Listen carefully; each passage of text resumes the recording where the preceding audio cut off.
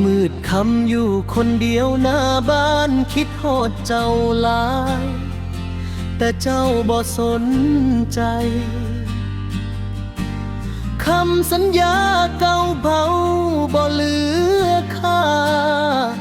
สุดท้ายอ้ายเจ็บใจมันขาดใจ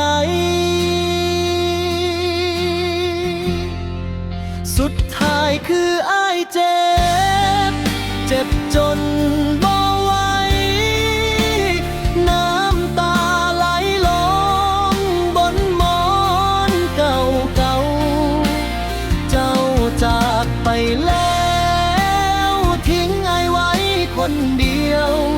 สุดท้ายคืออ้ายเจ็บอยู่เดียวดายยังจำเสียงหัวเราะวันที่เฮามี ยังจำรอยยิ้มที่เคยพักอ้ายแต่ตอนนี้เหลือแค่ความว่างเปล่า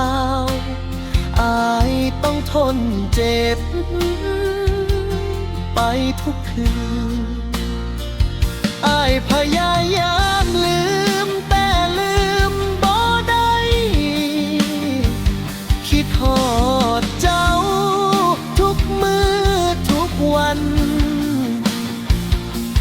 หัวใจนี้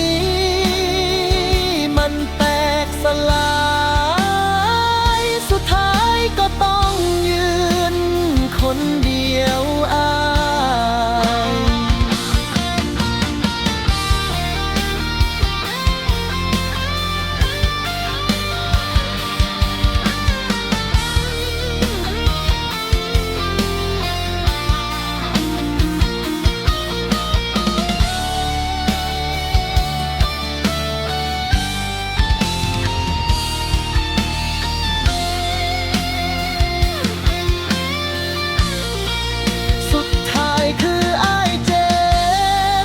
เจ็บจน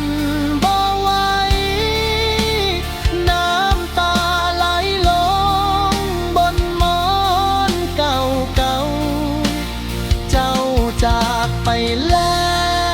วทิ้งอ้ายไว้คนเดียวสุดท้ายคืออ้ายเจ็